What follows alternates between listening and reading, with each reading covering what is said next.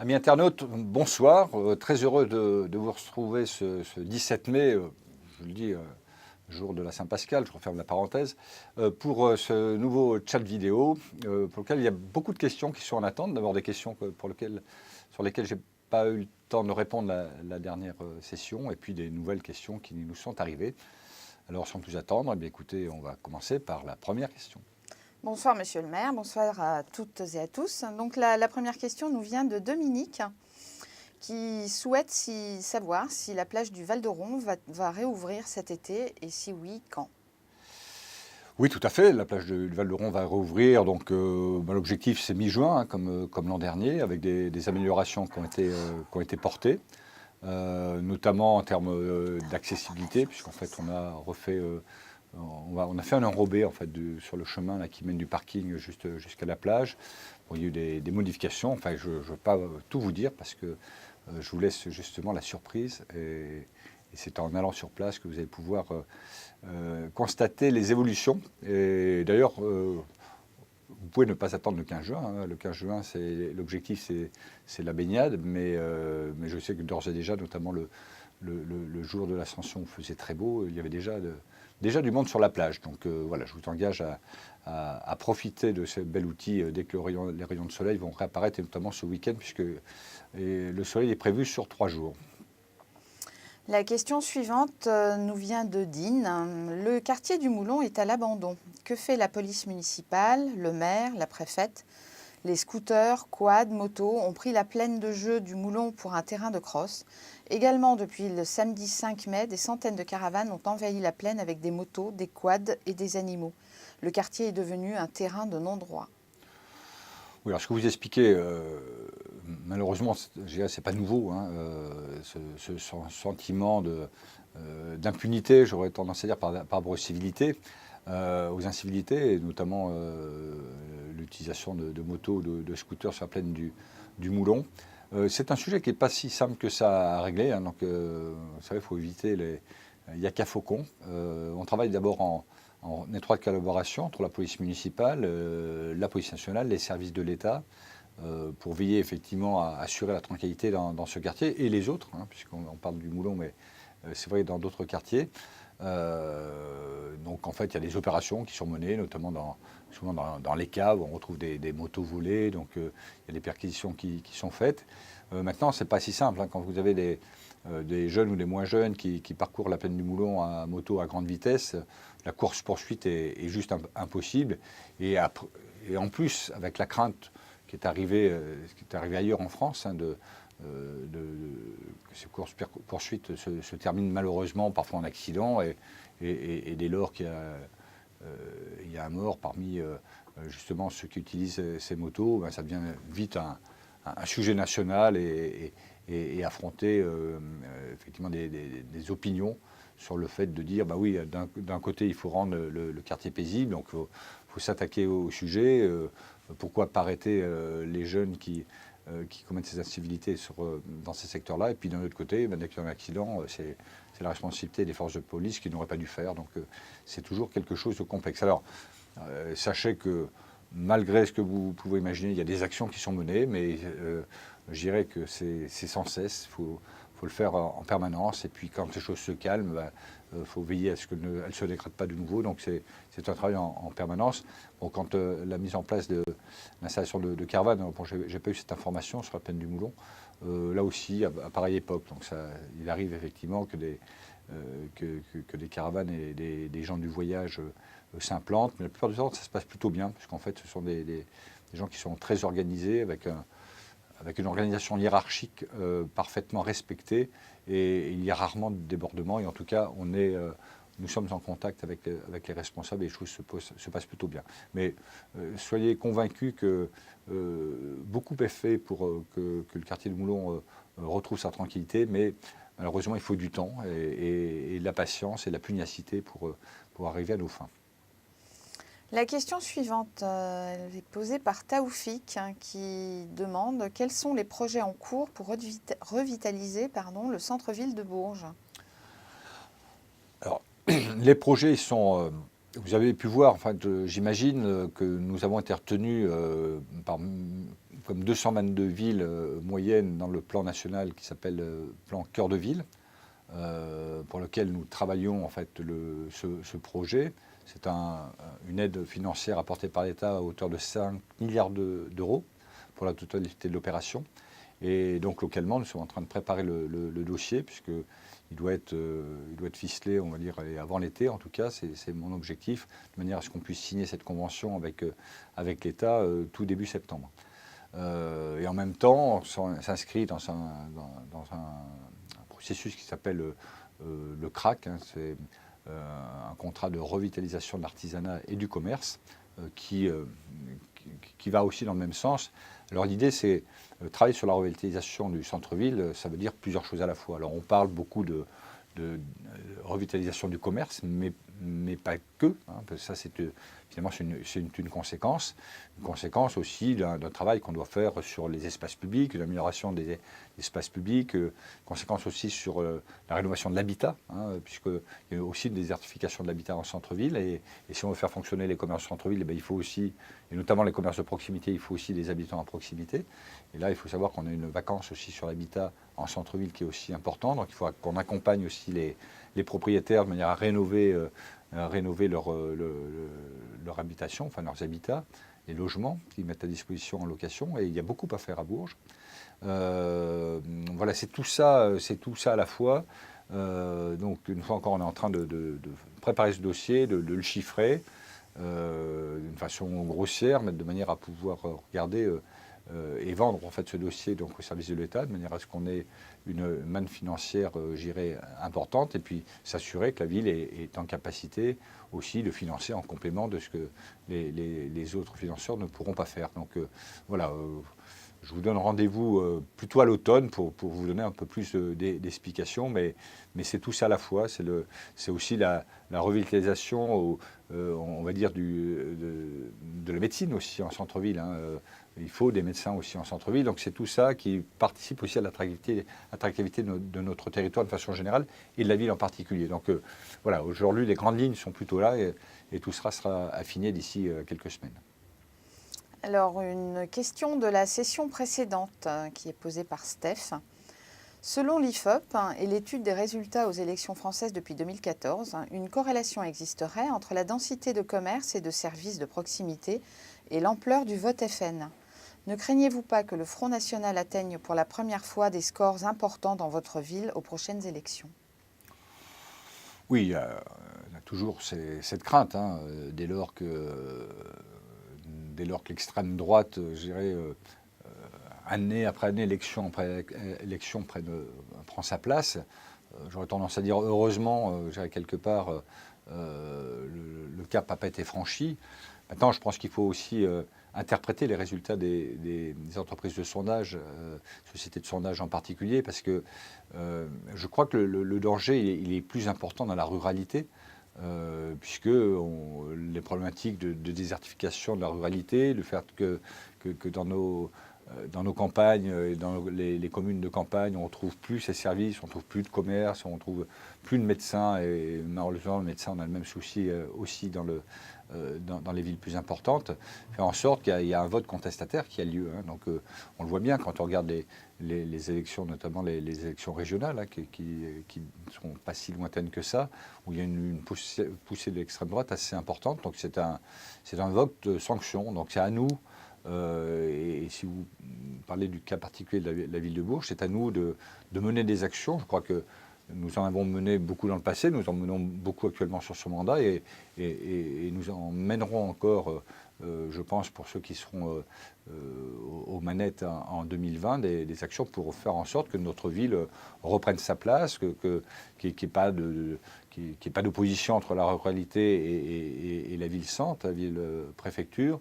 Mais pour ça, il faut, ça rejoint la question précédente, il faut redonner envie aux gens de faire en sorte que notre ville soit attractive, qu'elle soit calme, qu'elle soit sereine, qu'on y vive bien. Bon, je pense que globalement, on y vit bien.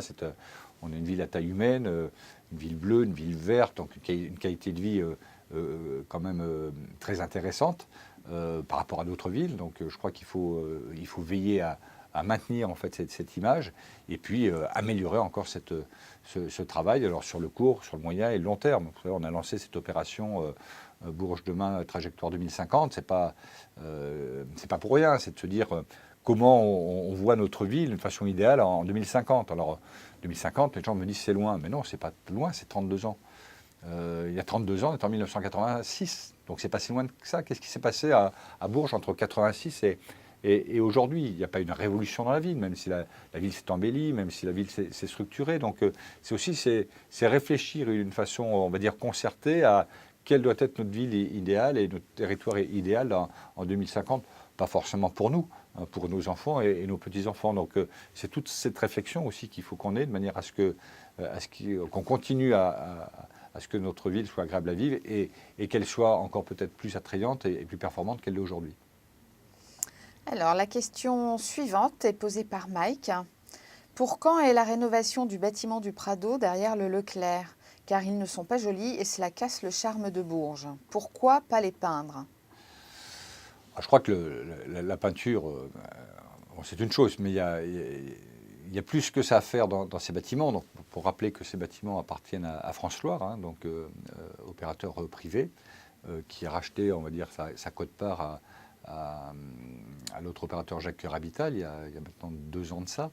Et il y a des vrais travaux de réhabilitation complète à faire sur ces bâtiments qui ne consistent pas qu'à faire la peinture. Donc il y a un taux de vacances assez important, il y a des travaux importants à faire à l'intérieur hein, pour les réhabiliter dans les domaines de la sécurité, dans les domaines du chauffage, dans l'embellissement d'une façon générale et dans même l'aménagement, puisqu'en fait ces appartements pour certains d'entre eux sont assez compliqués.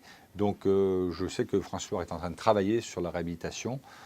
Peut-être ça peut être, mais là bon c'est pas de notre responsabilité, ça peut être peut-être des bâtiments qui peuvent rentrer dans le cadre du nouveau plan de renouvellement urbain. Donc c'est tout un sujet là, qui peut être intégré dans ce plan, mais en tout cas, bon, c'est aujourd'hui pas la responsabilité de la ville, mais en tout cas, je sais que France Loire travaille notamment sur ce sujet. La question suivante est une question de la session précédente de Francky. Avez-vous prévu de mettre le parking Sérocourt payant après l'ouverture de la nouvelle maison de la culture? La réponse est non. Très bien. Ne faites pas courir ces rumeurs depuis des années depuis que ce projet de maison de la culture est traité, de dire que le maire veut rendre ce parking Sérocourt payant, ça n'a aucun sens. D'abord pour rappeler qu'on n'a pas perdu, on ne perdra pas de place de stationnement sur la place Sérocourt. Donc ça je le redis, ça fait plusieurs fois que je le dis mais je le répète. Et en même temps il est hors de question que ce parking soit payant, en tout cas tant que je serai en responsabilité, parce que ça n'a pas de sens. D'abord parce que c'est pas... On a d'abord la chance d'avoir dans cette ville à la fois une mixité de parkings qui sont payants et d'autres qui sont gratuits, hein, ou non payants plus exactement, dont la place Sérocourt, dont le parking du Prado, donc, dont le parking d'Oron. C'est très rare hein, dans les villes aujourd'hui d'avoir cette mixité, parce que ça correspond à un besoin, ça correspond à un équilibre. Il y a des administrés, il y a des gens qui ont besoin ou qui n'ont peut-être pas forcément les moyens de payer un parking, et donc la gratuité s'offre à eux. D'autres qui ont cette possibilité de payer, d'utiliser du stationnement payant. Et puis, pour redire qu'on a aussi mis en place, et ça ne sera pas pour rendre ce parking payant, une troisième navette gratuite depuis le 4 septembre qui permet de réunir, de rallier en fait ces parkings qui ne sont pas payants. Je pense Prado, Juranville, Plateau d'Oron et Sérocourt, de manière à ce que ceux qui le souhaitent gardent leur véhicule gratuitement sur les parkings qui ne sont pas payants et puissent utiliser une navette non payante pour rejoindre le centre-ville. Donc voilà, non, hors de question que ce parking soit payant, le parking sur le cours soit payant. Alors, une question de Maria. Pourquoi ne pas organiser des portes ouvertes des locaux commerciaux vides? Cela permettrait peut-être aux intéressés de trouver l'envie de lancer leur activité en centre-ville. Tout simplement pour rappeler que les commerces sont déjà appartiennent à les privés, donc on n'a pas autorité pour faire des journées portes ouvertes de ces locaux. Maintenant, c'est peut-être quelque chose auquel il faut qu'on réfléchisse, hein, une fois qu'on a identifié donc, les propriétaires de ces commerces et s'ils s'en sont d'accord de lancer une opération particulière. Moi, je pense que l'idée n'est pas sotte du tout, de manière à faire connaître ces commerces vides. Bon, bah, après, il y a d'autres moyens. Moi, j'étais ce matin avec une personne qui cherche à louer un local commercial en centre-ville et qui suit, je dirais, logiquement le processus traditionnel, c'est de prendre contact avec le propriétaire pour connaître les conditions de location de ces commerces. Mais pourquoi pas? C'est quelque chose auquel il faut qu'on réfléchisse. La prochaine question est posée par Michel. Va-t-il y avoir réellement une fusion avec Vierzon? Si oui, est-ce prévu sous votre mandat? Je ne lis pas dans le mar de café. Moi, je suis convaincu aujourd'hui d'une chose. C'est que, d'abord sur 2 éléments qui sont importants. D'abord, savoir que Bourges est la 3e ville de la région Centre-Val de Loire, mais qu'à côté de ça, l'agglomération n'est qu'en 6e position. Donc il faut que notre agglomération soit plus importante pour exister dans cette région face à 2 dangers, qui sont les 2 métropoles de Tours et Orléans, qui sont récentes. Bon. Donc ça, c'est important. Après, pour augmenter cette agglomération d'une façon conséquente en nombre d'habitants, eh bien, la solution la plus simple, c'est de réunir les plus grosses agglomérations. Et aujourd'hui, c'est vrai que la logique voudrait de rapprocher l'agglomération de Vierzon à celle de Bourges. Et d'ailleurs, le maire de Vierzon et le président de l'agglomération de Vierzon en sont d'accord. Mais pour faire ça, il faut... on a quelques comités de communes et des communes qui nous séparent. Donc il faut rendre tout ça homogène. Donc bon, il y a des projets de communes qui doivent rentrer dans l'agglomération très prochainement. Donc c'est un premier pas. Ensuite, je pense qu'il y aura... il y a eu une loi NOTRe. Il y aura numéro 1, je pense qu'il y en aura une deuxième ou une troisième. Et je pense que très sincèrement, dans cette logique, un jour, on nous imposera de réunir l'agglomération de Vierzon et l'agglomération de Bourges. C'est logique, c'est dans l'air du temps, même s'il y en a qui ne sont pas d'accord aujourd'hui, mais c'est dans l'air du temps. Et moi, je n'aime pas trop les choses qu'on nous impose. Je préfère qu'on les fasse de façon concertée et conjointe, et on est sur ce schéma-là. Alors, non, le rapprochement ne se fera pas sous ce mandat-là, pas d'ici 2020, ça c'est clair. Mais en tout cas, c'est complètement d'actualité et nous y travaillons avec beaucoup de cœur et beaucoup d'énergie. Une question de Noël. Avez-vous des nouvelles du projet de la piscine ludique sur Bourges? Quand et où va-t-elle naître?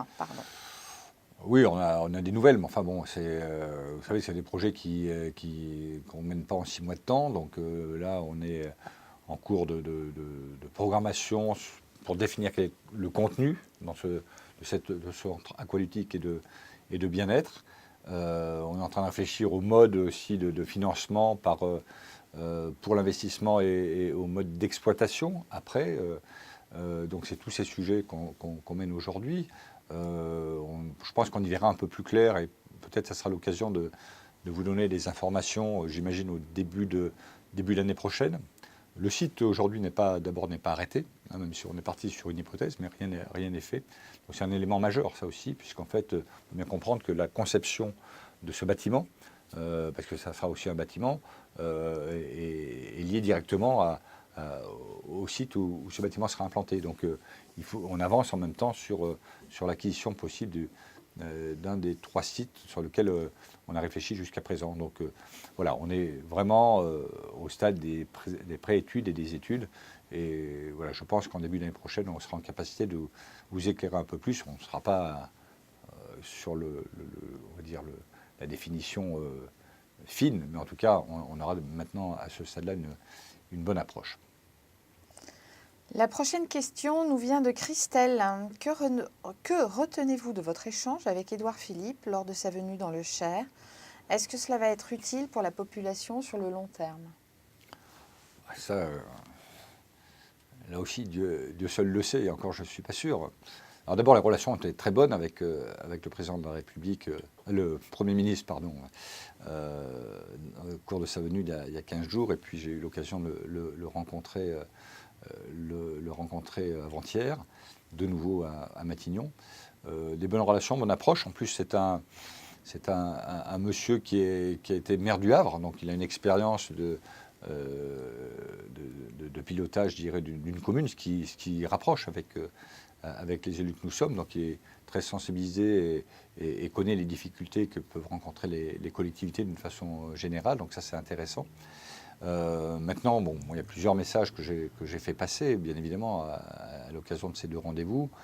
Alors, je ne vais pas vous dresser la liste exhaustive, mais il y a un sujet qui est complètement prégnant aujourd'hui et qui concerne la ville de Bourges, le département du Cher, mais aussi d'autres territoires français, et beaucoup de territoires français. J'ai pu m'en apercevoir encore avant-hier en rencontrant un certain nombre de mes collègues maires de villes moyennes. C'est les soucis de désertification médicale qui touchent non seulement maintenant la ruralité, mais aussi les villes moyennes, et on est bien placé pour le savoir actuellement. Donc là-dessus, j'ai lancé un certain nombre de pistes de réflexion. Alors je ne dis pas que j'ai des solutions, hein, ça serait un peu présomptueux, mais en tout cas des pistes de réflexion. Donc le Premier ministre était à l'écoute. Je sais qu'il va y avoir une annonce d'un plan santé avant l'été. Donc c'est le moment pas de s'agiter, mais faire des propositions ou des contre-propositions. Donc elles sont écoutées, est-ce qu'elles seront mises en place, je ne sais pas, mais en tout cas, voilà, c'est un sujet important. Puis le deuxième sujet concerne aussi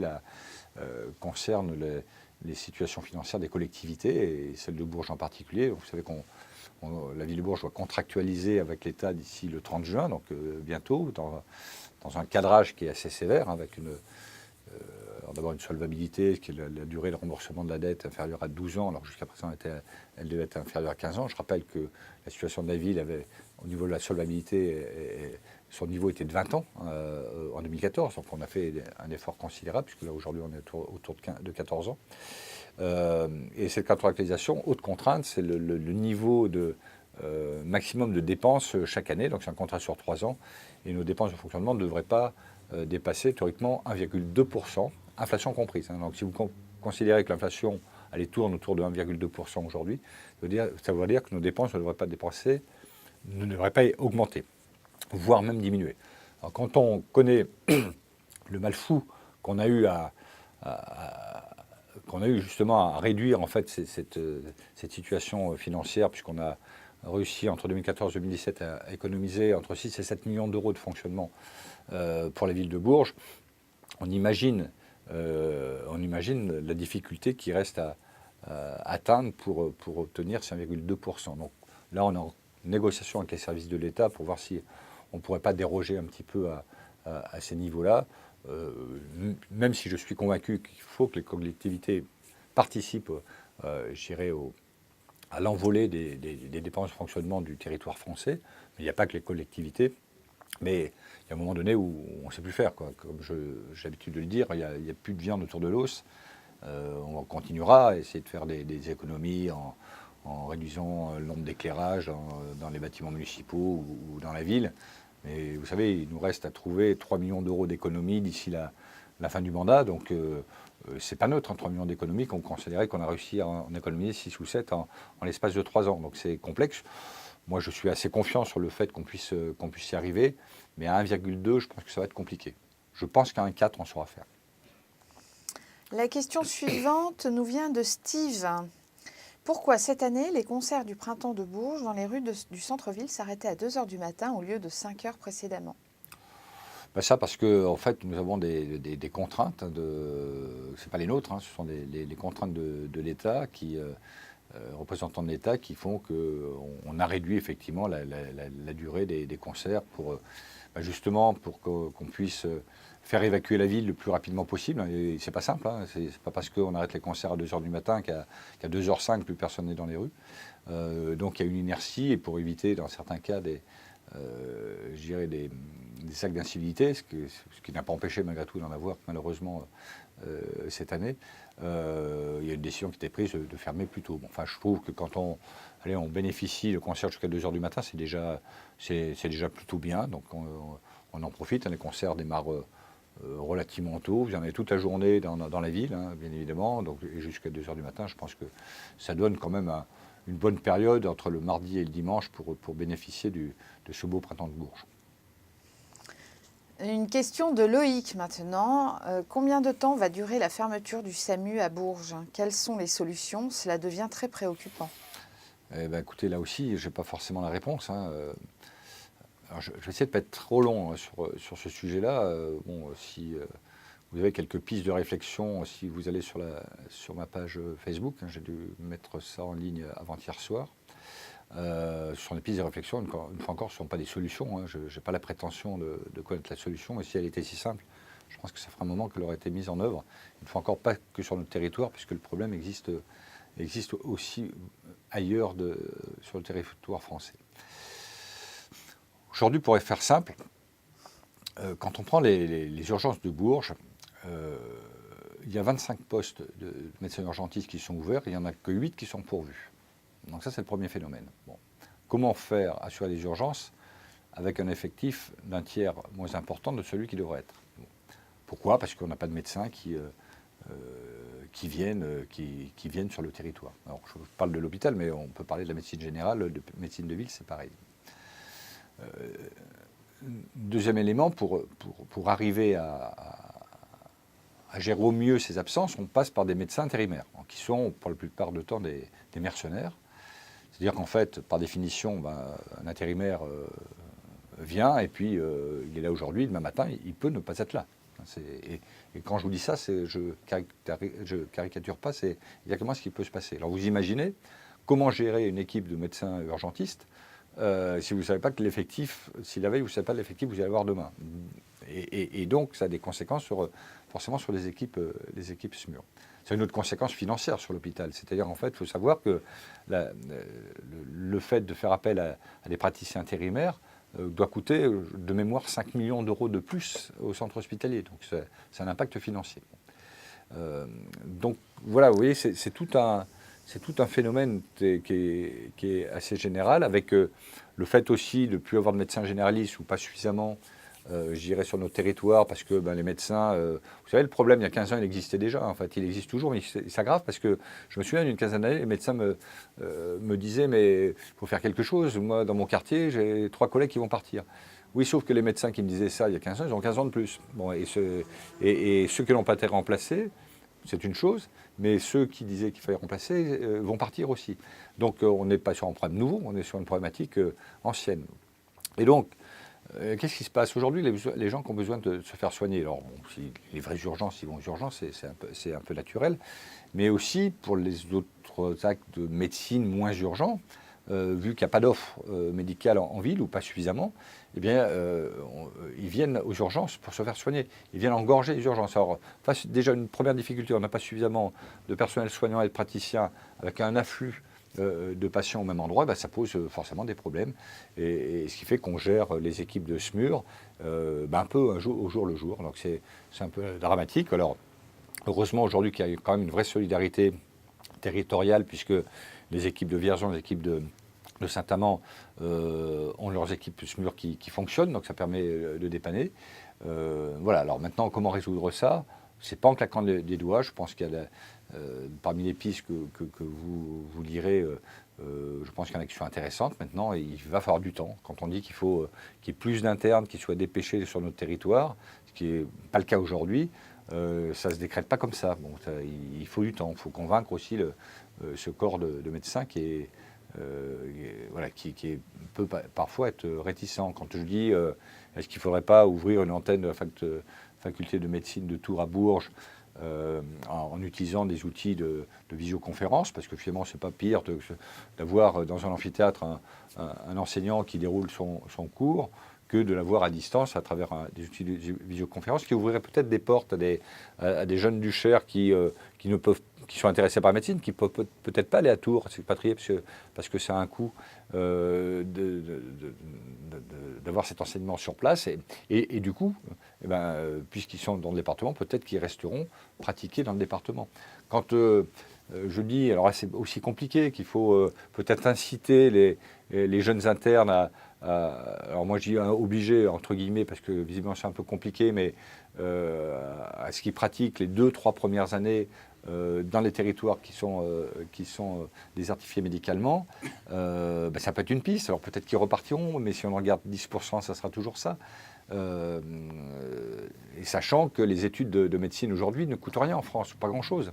Bon, à part la logistique, quand il faut aller à Tours, il faut louer un logement, une résidence universitaire, bien évidemment, mais le coût de l'enseignement est gratuit. C'est exceptionnel quand même en Europe, et quand on regarde ce qui se passe encore en dehors des frontières de l'Europe. Donc peut-être en retour, le minima, ça serait peut-être que effectivement les internes soient incités alors, je vous dis entre guillemets, à venir sur ces territoires. Donc voilà, il y a plusieurs pistes. Moi, j'ai bien peur qu'aujourd'hui... Alors, ce qu'il faut que vous compreniez aussi, parce que là, j'ai répondu une fois sur ma page Facebook hier, c'est que ce n'est pas le président du conseil de surveillance du centre hospitalier qui décide de mettre en place des médecins, des praticiens au centre hospitalier. Ce fut le cas à un moment donné, je crois que jusqu'en 2009, et aujourd'hui, c'est l'agence régionale de santé qui décide. Donc, aujourd'hui, le président du conseil de surveillance de l'hôpital n'a pas ce pouvoir-là. Il a un pouvoir sur la gestion de l'hôpital, mais sur l'aspect plus technique, on va dire, la surveillance, on va dire, financière de l'établissement, sur des aspects plus techniques, mais pas sur l'affectation des médecins. Donc, je fais part effectivement toute l'influence que je peux avoir sur les décideurs, mais le décideur aujourd'hui, à la fois, c'est l'agence régionale de santé, c'est la ministre de la Culture, donc je m'y emploie, mais il n'y a pas forcément aujourd'hui de réponse à court terme, et je suis vraiment très très inquiet, évidemment en priorité pour notre ville, pour notre département, mais aussi pour l'entente du territoire français, parce que ce problème, j'ai discuté avec la maire d'Albi avant-hier, elle connaît la même difficulté, donc attention, aujourd'hui, la santé est un droit. Hein, c'est un droit pour tous les Français. Bon. Et aujourd'hui, je reste convaincu qu'on n'est pas loin de ne pas assurer ce droit. Donc, il est urgent de prendre des décisions, même si les résultats vont arriver un peu tardivement. Mais en tout cas, ce n'est pas parce qu'il faut du temps avant que ces décisions soient efficaces qu'il ne faut justement pas les prendre d'une façon urgente. La question suivante, elle est posée par Cédric. Qu'advient-il des végétaux qui fleurissent notre ville lorsque ceux-ci sont remplacés 1 à 2 fois dans l'année, alors que certains sont encore vivants? Sont-ils réemployés à d'autres fins ou sont-ils jetés? S'ils sont jetés, est-il possible pour les habitants de les récupérer? Et si oui, quelles sont les démarches?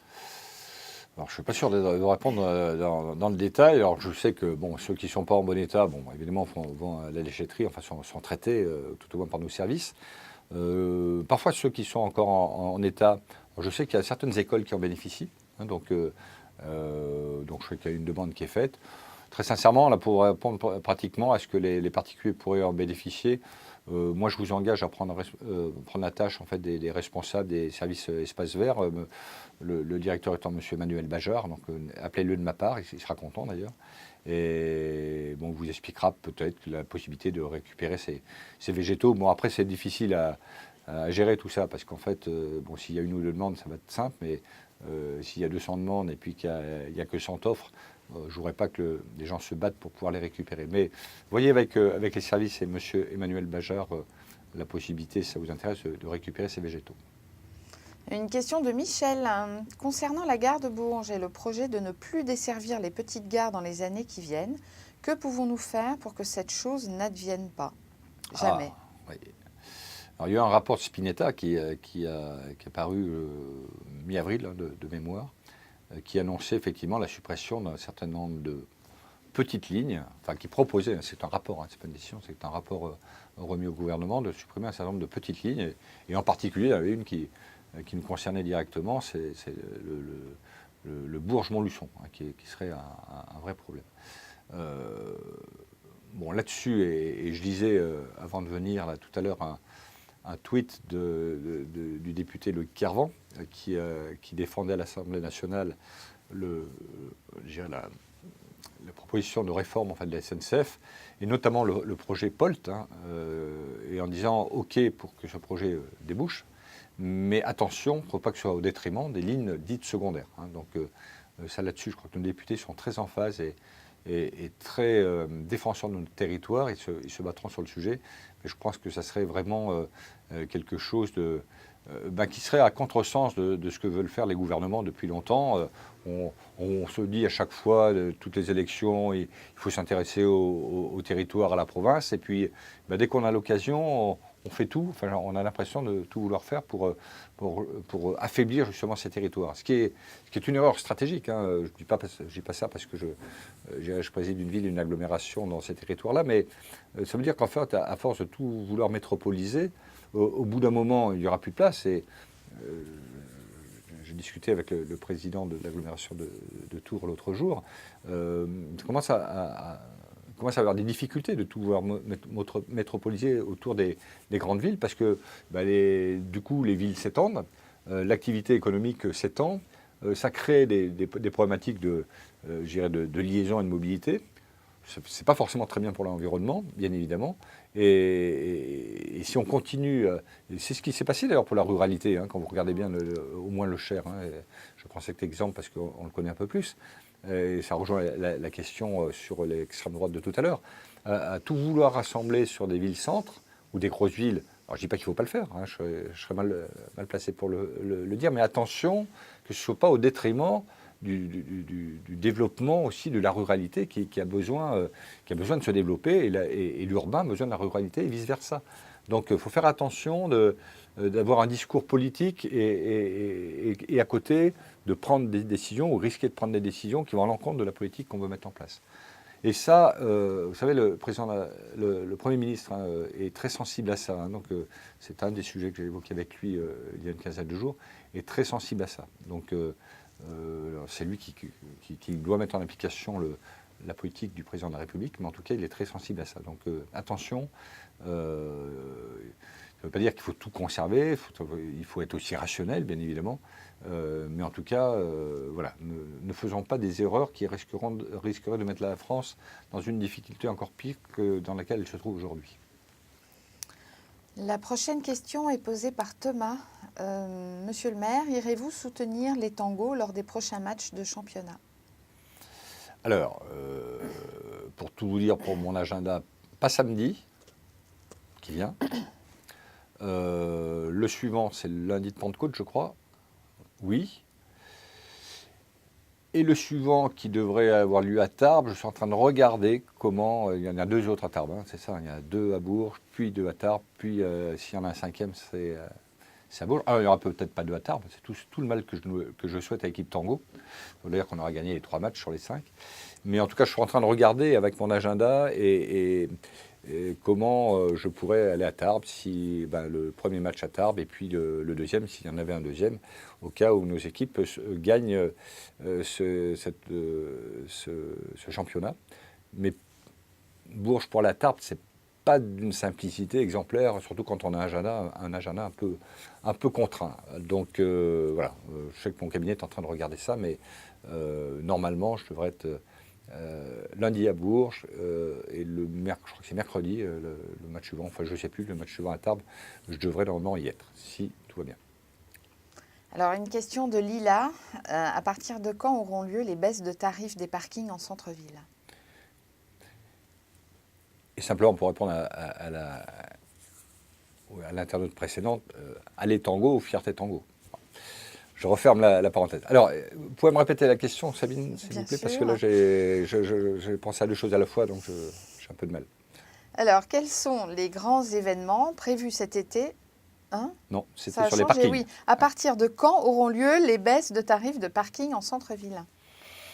Alors, vous parlez de la suppression, parce que les baisses de parking, il y en a eu déjà, hein, il y en a depuis quelques temps. Je vous rappelle, quand on a changé la tarification du stationnement, on a baissé la tarification des parkings ouvragés, ce qu'on appelle parking ouvragé, ce sont les parkings qui sont souterrains et ceux qui sont aériens. Donc ça, il ne faut pas l'oublier, autant chacun note quand il y a des augmentations de tarifs, mais quand il y a des baisses, personne ne le dit, personne ne le sait ou personne ne le dit, donc ça je le répète. Je pense que ce que vous voulez dire, c'est la gratuité du stationnement en voirie entre 17 et 19 heures. Je crois que c'est ça votre question, en fait. Voilà. Et je crois que ça doit démarrer incessamment sous peu. Alors sincèrement, je n'ai pas la date, mais on vous donnera l'information, en tout cas, dans les services, dans les moyens de communication médias, page Facebook de la ville, page Facebook du maire, les nouvelles de Bourges. D'ailleurs, je ne sais pas si dans les nouvelles de Bourges, ce n'était pas annoncé ça, dans la dernière édition. Je n'ai plus trop en tête, mais en tout cas, la décision est prise. Alors si, il y a quand même simplement une chose, ça me revient, c'est qu'il faut que cette décision soit prise en conseil municipal. Et elle sera prise au conseil municipal du 31 mai. Voilà, donc c'est pour ça que ça me revient. Et auquel cas, dès lors que le conseil municipal se sera prononcé, je pense donc le 1er juin, ce sera opérationnel. Voilà, les choses reviennent dans ma tête. Alors, la prochaine question est posée par Chat. Quels sont les grands événements prévus cet été pour les gens qui ne partent pas en vacances? Écoutez, j'aurais tendance à dire comme d'habitude, un État Bourges hein, qui va avoir encore je dirais un programme très, très alléchant et très enrichissant. Que puis-je vous dire d'autre tout ce qui est lié aux événements par rapport alors, et culturels, les musées, et bien évidemment la plage de Bourges, on l'a évoqué tout à l'heure, mais c'est quelque chose aussi de très important. Alors maintenant, l'été aussi démarre, je ne sais pas quand est-ce qu'il démarre, mais je considère qu'il démarre début juin. Donc au mois de juin, vous allez avoir des animations, donc les fêtes médiévales qui doivent avoir lieu le 2 et 3 juin, j'ai ça de mémoire. Ensuite, vous avez la descente infernale le 20, vous me dites 23 juin, je crois de mémoire, c'est ça. Après, vous avez le trail urbain qui doit avoir lieu début juillet, c'est ça? Non, le 30 juin, c'est ça? 30 juin. Qu'est-ce que j'ai oublié? Les fêtes du 14 juillet, bien évidemment. Et puis la fête de la musique, le 21 juin, il ne faut pas oublier la fête de la musique. Et puis des animations pour la jeunesse, hein, bien évidemment, pour les jeunes, mais animations faites par les services de la ville. Bon voilà, je crois que pour ceux qui restent à Bourges, on me dit aussi la ville aux enfants, hein, que j'ai oublié, qui a lieu le 9 juin, c'est ça. Je remercie les collaborateurs là, qui me font des tas de gestes parce que je n'ai pas forcément, excusez-moi, les dates en tête. Mais voilà, il y a plein d'animations. Pour ceux qui ne partent pas en vacances, pour des animations pour bourses non déliées aussi, hein, c'est important. Je rappelle aussi que ces animations, pour la plupart, elles sont gratuites. Enfin, en tout cas, elles sont pas payantes. Donc voilà, je crois qu'on a une offre chaque année assez diversifiée qui se bonifie d'année en année. Mais pour celui qui reste à Bourges et qui veut faire des activités, qui a envie de sortir, que ce soit à l'abri quand il pleut ou dehors s'il fait beau, il n'y a que l'embarras du choix. Donc, et on fait beaucoup, vous savez, je profite parfois la rencontre avec mes collègues maires de ville moyenne. On fait des envieux hein, sur toutes les animations, alors pas forcément l'été, mais sur l'ensemble de la ville. C'est pour ça que des fois, quand j'entends, alors moins souvent peut-être, mais quand j'entends qu'il ne se passe rien à Bourges, très sincèrement, c'est parce qu'on ne veut pas s'y intéresser. Il se passe toujours quelque chose à Bourges, tous les week-ends et en semaine. Et puis pour compléter, évidemment, mon collaborateur m'écrit ça sur son ardoise, mais j'allais y venir. Si vous voulez savoir ce qui se passe dans la journée, dans la semaine, dans le mois, eh bien, n'hésitez pas à vous connecter sur sortirabourges.com et là, vous aurez toutes les informations. Il faut savoir que, grosso modo, il y a 4000 sorties par an qui sont référencées sur le Sortir à Bourges. Donc, vous voyez, il n'y a pas de quoi s'ennuyer. Le printemps, l'été, l'automne et l'hiver. Et maintenant, une question de Marilyn, une question de la session précédente. Peut-on avoir plus de précisions sur les travaux de voirie de la rue Louis Mallet? Oui. Alors, je ne vais pas vous le donner là maintenant. Il y a une réunion publique qui est prévue très prochainement, qui était programmée là, bientôt, mais je l'ai faite décaler. Donc, je pense qu'on essaiera de la faire, si on peut, d'ici fin mai ou tout début juin. Mais en tout cas, on fera une réunion publique sur le sujet, hein, pour que vous sachiez exactement ce que l'on va faire, comment on va le faire. Alors, la rue Louis-Mallet intéressée, c'est entre le boulevard de l'Avenir et la Rocade. C'est comment ça va se passer, comment va être le profil de cette rue Louis-Mallet, des trottoirs, les travaux qu'on va réellement y faire, comment ils vont se phaser, les travaux. Le plan de déviation, parce que forcément la rue elle sera barrée tout ou partie pendant un moment donné, donc il y aura un plan de déviation. Donc tout ça, on va vous le présenter prochainement.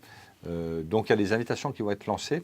Et j'en profite pour dire à Sabine, là, qui est en face de moi, et à Benoît Chausset, qui œuvre toujours partout quand il ne joue pas de la guitare et qu'il ne chante pas, de faire apparaître cette information de cette réunion publique sur les réseaux sociaux. Hein, parce que les invitations, c'est une chose, mais comme on ne va sans doute pas les donner à l'ensemble des habitants de Bourges, je pense que les habitants de Bourges, même s'ils n'habitent pas rue Louis-Mallet ou des rues adjacentes, ont besoin de savoir comment ça se passait. Donc, mettez-vous bien sur les réseaux sociaux, sur le site internet de la ville et de l'agglomération pour avoir la date de la réunion publique, qui devra avoir lieu en mairie d'ailleurs.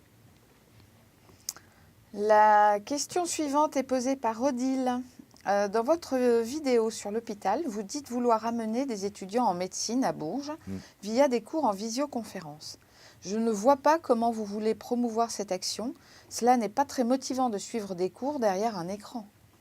Je ne sais pas si vous avez déjà suivi des cours dans un amphi de fac. Moi, ça m'est arrivé, pas longtemps, heureusement d'ailleurs. C'est juste insupportable. D'abord, je n'aurais pas pu étudier en fac. Je n'étais pas câblé comme ça, mais voir effectivement, comme je disais tout à l'heure, un enseignant devant un amphithéâtre de 300 ou 400 étudiants qui déroule son cours et qui, à la fin de...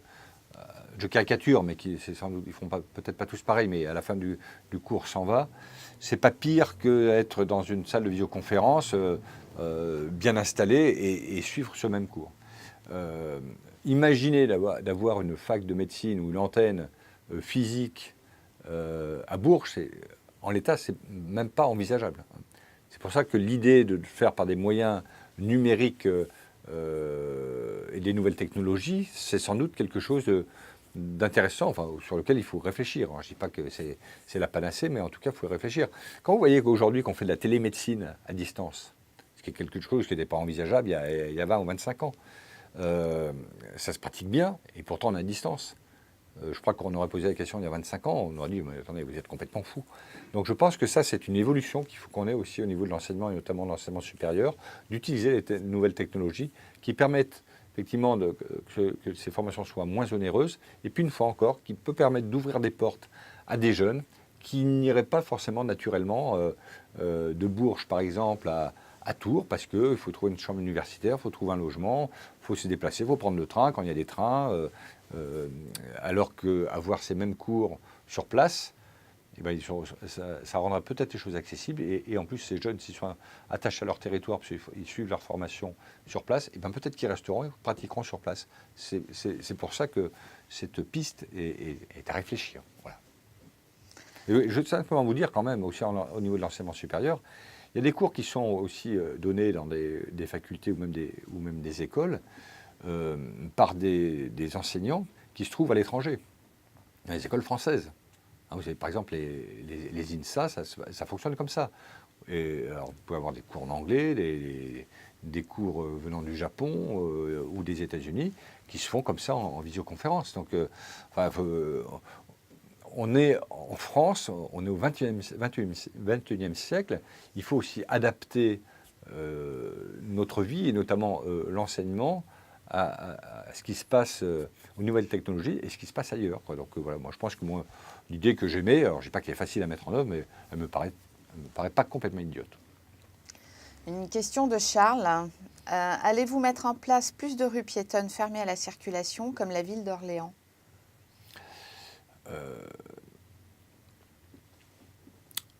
J'aimerais bien des fois que les berruyers, les commerçants berruyers aillent à Orléans et regardent effectivement ce qui se passe. Alors à Orléans ou ailleurs, peut-être des villes plus petites, pour voir ce qui se passe.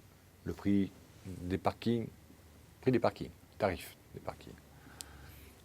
Allez regarder combien il y a de parkings gratuits dans ces villes-là. Moi, j'en vois pas. Et puis effectivement s'apercevoir que les commerces fonctionnent, alors que la très grande majorité des rues sont piétonnes.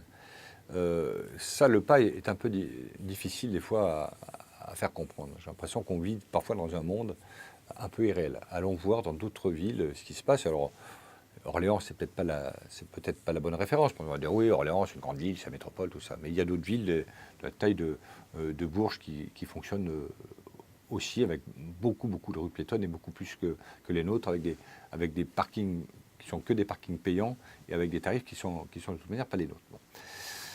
Une fois que j'ai dit ça, oui, l'idée c'est de réfléchir d'une façon raisonnée, raisonnable, d'une façon intelligente. On a beaucoup évolué depuis des années. Vous savez, il n'y a pas beaucoup de rues piétonnes. On a commencé par le haut de la rue de Rouen, et puis il y a eu la rue Mirbeau, et puis il y a eu la rue Cours-Salon, et puis la place Gordenne qui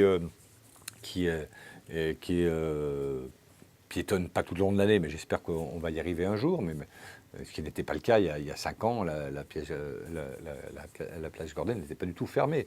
Il y a tout ce secteur d'Avaricom aussi qui a évolué. Le cours Avaricom, typiquement, il est fermé à la circulation. Donc, vous voyez, on avance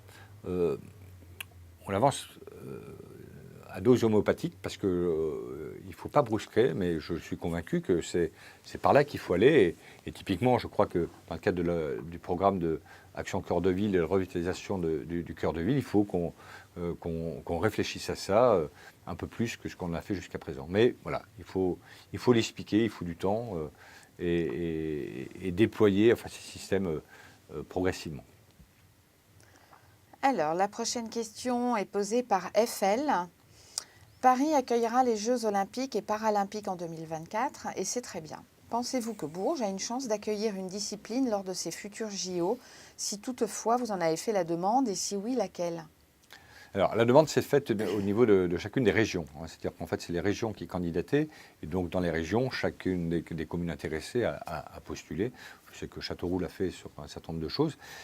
Et nous l'avons fait. Alors, nous l'avons fait parce qu'on a des installations sportives intéressantes. Et le Premier ministre a pu les découvrir encore il y a 15 jours quand il est allé au Creps. On a un vélodrome, on a un Creps important. On a une réflexion aujourd'hui, on a partagé ça avec le directeur de Creps, de voir la possibilité d'avoir une piste d'athlétisme couverte, indoor. Il n'y a pas de piste d'athlétisme couverte dans la région Centre-Val de Loire, il faut le savoir. C'est la seule région qui n'en a pas. Bon. Donc on postule sur ces sujets-là avec l'idée justement et on a beaucoup de préparations qui ne sont pas forcément pré-olympiques mais qui ont lieu au Creps déjà. Donc on a le Palais des Sports, j'ai oublié. Donc il y a déjà des choses qui se font. Donc je pense qu'on a du potentiel aujourd'hui pour pouvoir recevoir une équipe en préparation. En tout cas, bon, je crois qu'il faut être modeste. On n'aura pas de compétition qui auront lieu sur Bourges, ou tout au moins dans le Cher. Mais en tout cas, on peut postuler. J'ai oublié le plan d'eau, qui est un lieu remarquable, où va avoir lieu le championnat de France. C'est l'année prochaine, je crois, senior de mémoire. Donc voilà, on a du potentiel. Donc je crois qu'on a beaucoup d'atouts aujourd'hui qui peut permettre que notre candidature sur des disciplines différentes puisse être retenue. Et puis en plus, on démontre qu'on est en capacité de faire. Bon, le basket, évidemment, je ne vais pas revenir dessus, mais on a reçu il y a 3 ans de ça le championnat du monde escrime cadet junior au Creps au Palais des Sports. Donc c'est une organisation quand même mondiale, c'est quand même quelque chose d'important. On a reçu le championnat de France, championnat d'Europe de basket U16 l'été dernier. On va recevoir un très grand gala de boxe là, tout début juin. Donc j'ai oublié dans les activités tout à l'heure cet événement au Palais des Sports. On va recevoir le championnat de France de judo par équipe aussi cette année. Donc voilà, non seulement on a du potentiel, mais en plus on a démontré qu'on savait faire. Donc voilà, donc on a candidaté. Et puis Nathalie Bonnefoy, mon excellente maire adjointe au sport, elle me remercie à chaque fois quand je le dis, donc c'est pour ça que j'espère qu'elle va encore me remercier. Mais vraiment, sincèrement, a fait un énorme travail sur ce sujet-là. Et donc vous voyez, elle a pu le démontrer depuis 2014. Et du fait aussi de son positionnement au sein d'organisations comme l'ANDES, qui est l'association nationale des élus au sport, elle est vice-présidente. Elle a un réseau qui peut permettre de positionner Bourges sur différents sujets, dont effectivement les Jeux Olympiques de 2024. La question suivante est posée par Alain. Que pensez-vous de la baisse de 80 km/h qui va être mise en place sur le réseau secondaire national ? Alors, qu'est-ce que j'en pense ? Ce que j'ai dit aussi au Premier ministre, vous savez, je dis, on peut passer de 90 à 80 km/h, certes, mais si vous ne mettez pas plus de moyens pour s'assurer que la limitation de vitesse est respectée, ça n'a pas de sens. Bon. Deuxième élément, vous savez, je ne sais pas si vous avez fait le test, mais si vous faites, allez, on va dire 50 km en roulant à 90 km/h, ou si vous roulez à 80 km/h, vous gagnez combien ? Sur la distance, rien, c'est de l'ordre de 3 minutes. Donc, voilà. Donc de ce côté-là, il faut être aussi un peu objectif. Je rappelle aussi une chose, je ne sais pas si vous vous souvenez, alors je ne sais pas l'âge que vous avez, donc si vous êtes jeune, vous en souvenez peut-être pas, quand la limitation de vitesse est passée de 60 à 50 km/h en agglomération. C'était les mêmes discussions, c'était une levée de bouclier. Et puis finalement, aujourd'hui, qu'est-ce qui se passe? Non seulement la limitation est à 50 km/h, et dans la plupart des centres-villes, elle est passée à 30 km/h. Ça ne se passe pas si mal que ça. Alors bon, je ne suis pas un pro, je ne vais pas défendre le 80 km/h sur les routes secondaires, mais il faut mesurer aussi la conséquence. Maintenant, est-ce qu'il ne faudrait pas aussi réfléchir à donner, je dirais, peut-être aux départements, aux responsables de département, la souplesse de dire, ben voilà, sur certaines routes, là, ok, je pense que 80 km/h, ça se tient, c'est assez logique. Par contre, à cet endroit-là, c'est ridicule, quoi. Bon, donc, il y a peut-être la connaissance aussi des responsables de collectivités territoriales qui connaissent, eux, leur territoire, d'adapter, en fait, cette règle. Alors maintenant, l'inconvénient, c'est ce que me disait le Premier ministre, et je crois qu'il a raison. Quelqu'un qui traverse plusieurs départements, par exemple, quand il part en vacances, s'il faut qu'il réfléchisse à chaque fois quand il est sur une route, savoir si c'est là, il doit être à 80 km/h parce que le président du conseil départemental a choisi que cette route sera à 80 km/h et là, elle doit être à 90 parce qu'il a choisi de le maintenir. C'est vrai que ça peut être un peu compliqué. Voilà. Mais souvenez-vous, 60 km/h en ville, 50 aujourd'hui. Il n'y a pas si longtemps, enfin, ça fait quoi, peut-être une bonne trentaine d'années, quand on est passé de 110 km/h à 90 sur les routes, on va dire, secondaires, il y a eu le même tollé, quoi. Bon, et puis après, finalement, on s'habitue, quoi. Voilà, donc je ne suis pas un pro des 80 km/h, mais bon, après, je crois que c'est comme tout changement, voilà, on lève les bras au ciel, et puis après, on s'y habitue, parce que c'est quand même pas dramatique. Parce qu'il n'y a pas des choses plus graves que ça dans la vie, quoi. Moi, je préférais me battre pour qu'on ait plus de trains, avec des fréquences plus élevées, notamment entre Paris, Bourges et Montluçon dans les deux sens, ou même sur l'axe Lyon-Bourges-Nantes. Je mettrais beaucoup plus d'énergie là-dessus, si on pouvait y arriver, que sur le fait de dire dépensons l'énergie pour qu'on maintienne le 90 km/h. Voilà, ça n'engage que moi. Une question de Lily. Savez-vous où nous pouvons trouver le petit guide Hachette de Bourges si nous ne sommes pas sur place? D'abord, si vous n'êtes pas sur place, je ne sais pas si vous êtes, mais venez à Bourges. Vous ne le regretterez pas. Et à Bourges, il est disponible à l'office de tourisme. Bon, voilà, donc moi je ne sais pas trop vous répondre si l'office du tourisme en envoie ou pas. Donc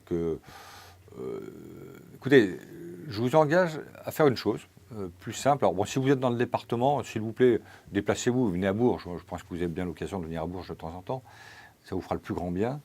Si vous n'êtes pas dans le département, envoyez-moi un petit email. Mon adresse que vous trouverez sur le site internet de la ville de Bourges, pascal.blanc@ville-bourges.fr. Vous me rappelez le chat, vous me laissez vos coordonnées et je regarderai comment, parce qu'on peut avoir d'autres demandes et voir avec le directeur de l'office du tourisme comment on peut gérer ce type de demande. Mais je crois qu'il doit être en vente en plus dans les librairies. Je pense qu'à la FNAC, je ne devrais pas faire de publicité, mais dans des Cultura, la FNAC, je me lance parce que j'en ai dit un, je peux dire l'autre, ou même ailleurs. Donc vous pouvez trouver. À mon avis, vous allez sur Google, si vous avez Internet, je suppose que vous avez Internet si vous me questionnez. Vous tapez guide Hachette ville de Bourges, et puis vous allez trouver des tas de renseignements et probablement où acheter le guide Hachette. Vous ne mettez pas forcément ville de Bourges, parce que le guide Hachette, on les trouve partout. Et puis à ce moment-là, vous trouverez les lieux où les acheter. Mais voilà, envoyez-moi un mail et je vous répondrai. La question suivante est posée par Franck. Avez-vous aimé votre printemps de Bourges? Quel a été votre meilleur moment et le pire?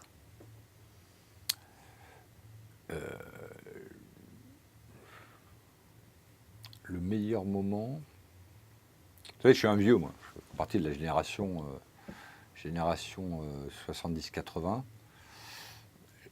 J'ai passé un merveilleux concert avec... je cherche Catherine Ringer et Véronique Sanson, parce que ça m'a rajeuni de 30 ans. Voilà. Autrement, j'ai trouvé plutôt le printemps plutôt bien. Dans la ville, j'ai trouvé ça assez sympa. Le moment le plus difficile, c'est quand j'ai appris qu'il y a eu une rixe en ville. Et ça, je trouve ça lamentable, parce que je pense que le moment d'un festival, c'est un moment de partage, de joie. Et puis quand on vient ici pour se battre, ou comme il a été dit sur les réseaux sociaux, entre guillemets, on va en ville pour se faire du flic, non, ça, intolérable. Et ça, tant qu'il y aura ce genre d'incivilité, sincèrement, ça sera vraiment le mauvais côté du printemps de Bourges. Mais retenons que le meilleur. On a eu beau temps, on a eu un super printemps de Bourges, on a eu des super concerts, il y a une super ambiance globalement. Une météo jusqu'au dimanche, plutôt bien. Bon, le dimanche, c'est vrai que c'était un peu humide, mais en tout cas très bien. Et puis voilà, moi je donnais encore un grand coup de chapeau aux organisateurs. Alors évidemment aux organisateurs du printemps de Bourges, parce que chaque année, je trouve que Boris Vedel et son équipe augmentent en qualité, déploient en fait sur la ville. Encore ce printemps de Bourges, c'est important. Quand je suis allé à la Loblé, je crois que c'était le jeudi ou le mercredi, je ne sais plus. Le mercredi, il y avait une super ambiance, voilà, et ça n'existait pas avant. Donc il y a toutes ces nouvelles scènes sur la place Sérocourt, donc avec l'accès gratuit donc au spectacle, au concert. Donc ça, c'est vraiment génial. Et puis effectivement, un coup de chapeau aussi à tous les bénévoles, et un coup de chapeau à tous les services de la ville de Bourges, hein, qui font un travail remarquable, quels que soient les domaines d'activité. Donc voilà, c'est un beau moment, et j'ai bien aimé ce printemps de Bourges, mais je pense que le prochain, il sera encore meilleur. Alors, la dernière question de Yamanda. Y aura-t-il des nouveautés dans le cadre de la semaine du printemps de l'écologie cette année? Oui, il y a toujours des nouveautés. Alors, là, je veux dire, la nouveauté principale, d'abord, il faut savoir que le printemps de l'écologie, c'est initié par la ville de Bourges et porté par l'agglomération. D'abord, il y aura une animation dans chacune des communes de l'agglomération. Voilà, ce qui est nouveau, ce qui était le cas dans quelques communes l'année dernière. Donc là, il y a une animation complète. Changement important. Pour Bourges, les animations auront lieu au Jardin des Préfichaux. Donc j'insiste, ça c'est un changement par rapport au Jardin de l'Archevêché. Donc c'est au Jardin des Préfichaux. Benoît est en train de m'écrire quelque chose sur l'Ardoise, pardon. Et puis oui, il me dit, et tout est sur le site de l'agglomération. Donc vous allez sur le site internet de l'agglomération et vous allez avoir tout le programme qui est complet, qui est vraiment très très complet. Hein. Cette année, j'avoue que c'est très complet. Donc il y a des changements, il y a des choses qui ont déjà été faites, mais il y a des changements. C'est que sur Bourges, il va y avoir encore beaucoup d'associations qui seront présentes, hein, pour sensibiliser aussi au fait que l'environnement, c'est l'affaire de tous. La sauvegarde de notre planète, c'est l'affaire de tous. Et que tout ce que l'homme a fait de mal pour notre planète, il n'a pas fait que du mal, mais en tout cas, il a bien éborgné, je dirais, depuis des années.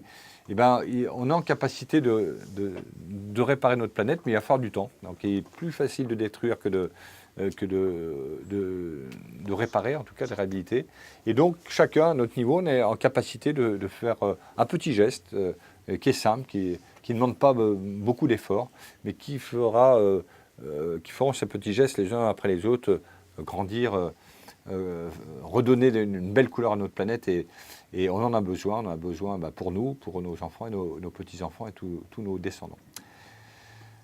Voilà, écoutez, je n'ai pas vu le temps passer, je ne sais pas si c'était votre cas. Je voulais vous remercier encore pour ce moment passé ensemble, on va dire un moment de convivialité, parce que moi, j'apprécie beaucoup cet exercice, parce que, encore, je ne connais pas les questions, elles m'arrivent comme ça, donc il n'y a pas de sujet tabou. Je trouve que le temps est un peu court, hein, parce que je voudrais répondre encore davantage de questions, mais malheureusement, l'agenda est un peu contraint. Mais il faut continuer, hein, donc on continuera au mois de juin. Et pour ce faire, je vous donne rendez-vous le mardi 19 juin à 19h, même lieu pour vous, même lieu pour moi, et donc même heure. Merci encore, et puis je vous souhaite une très très bonne soirée, et allez tango!